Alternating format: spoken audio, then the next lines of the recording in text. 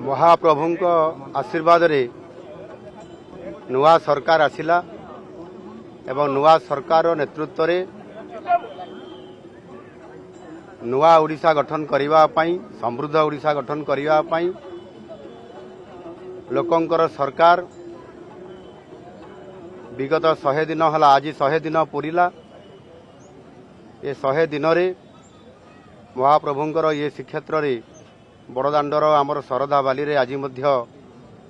एक 100 दिनिया पालनर पर्व थिला आ सेही शुभ अवसर रे आज आमे महाप्रभु श्री जगन्नाथ को आज दर्शन कलु। प्रभु को आशीर्वाद रे प्रभु आमको 5 वर्ष पई ओडिशा शासनर दायित्व देइछंती एवं विगत 100 दिन रे प्रभु को आशीर्वाद रे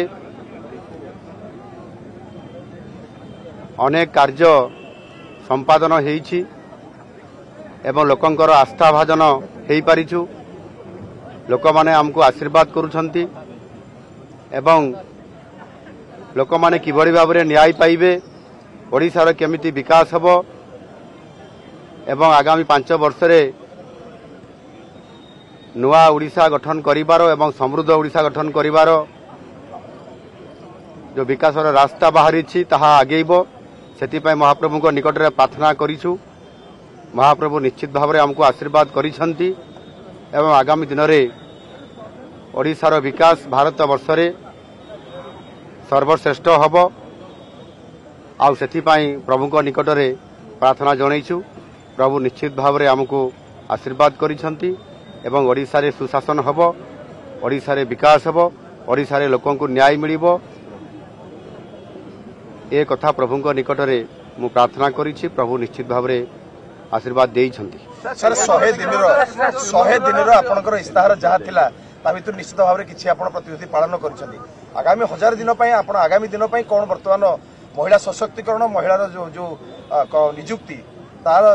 देखंतु स्पष्ट भाव रे निर्वाचन पूर्वरु आम दलर शीर्ष नेतृत्व से माने घोषणा पत्र रे पॉलिटिकल मैनिफेस्टो रे बा आमर संकल्प पत्र रे आमे ताकू लिपिबद्ध करी लोकंक पाखु जाइतु सेतरे स्पष्ट अछि ये 5 वर्षर ये मैनिफेस्टो रे समय अनुसार आवश्यकता अनुसार ओडिशार विकास क्षेत्र रे समस्त योजना गुड़िक घोषणा हबो एवं घोषणा मध्य हेइ चलीछि एणु व्यस्त होबार नाही। प्रभु को आशीर्वाद रे ये समस्त काम यथा रीति अनुसार एवं विधानसभा रे एवं सरकारंकर कैबिनेट रे सरकारंकर नीति स्पष्ट भाव रे समय अनुसार हेबो सेति पई निश्चित भाव रे सरकार सजाग अछंती एवं लोकंकर काम करिया पई सब बळे सरकार रेडी अछि।